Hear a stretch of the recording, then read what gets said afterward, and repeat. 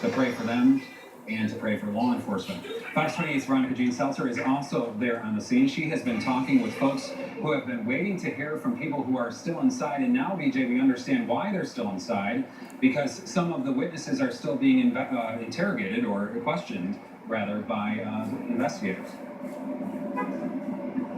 Exactly, Tom. That's what the sheriff told us. And, some of the people who I've already talked to who have come out of that building and who were waiting for people in this building behind me, they were at that press conference. They were listening to the sheriff and to the governor. They were filming it. They have been here for hours now. I've talked to a couple of them. Let me tell you about some of them. I talked to one gentleman most recently who was waiting for his wife. He said that hours ago she called. She was in tears. She was very nervous, said that there was a shooter in the building and to call 911. The husband said, get off the phone, be quiet, be careful. He had just talked to her. I'm not sure if they have been reunited yet, but he did know that she was safe, so that's a good thing. I also talked to someone as she came out of the building. Understandably, a lot of people coming out of the building did not want to talk to us on camera, but I did talk to someone who came out of the building, and she had said that she was on the basement floor, which was not the level impacted, but they still had her on lockdown. She was very nervous, understandably, very concerned, but she was relieved to be outside. There were several people waiting for her. She was happy to see them, happy to be with them.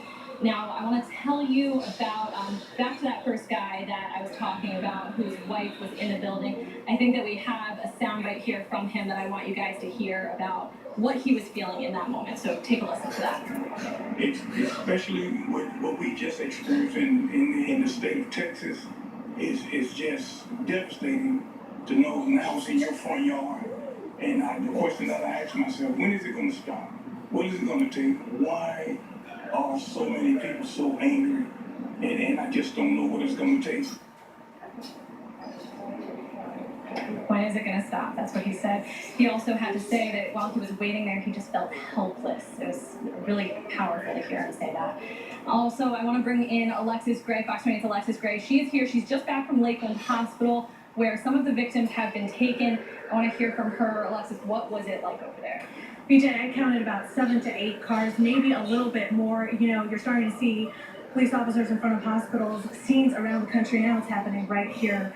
I saw a couple of them leave while I was there, hugging each other in tears. It was mostly Michigan State police officers, although there were 2 Berrien County Sheriff officers there as well. And through the lobby glass, I could see about a dozen or so police officers, family members, sitting down, hugging each other, consoling each other. A very emotional scene. I did speak to a man who claims to be the cousin of the deputy who was injured. I'm going to refrain from mentioning any names until we're able to confirm that with law enforcement. Hopefully we'll find out this next press conference before 9 o'clock. But that man did tell me his cousin is okay. So at least, a glimmer of good news on a very, very sad day. Definitely. And like you said, we've seen a lot of hugs here at the scene too. A lot of tears, a lot of hugs between police and people and people, everything. That's what we know for now. Both Alexis and I and our photojournalist Roy, we're going to stay out here and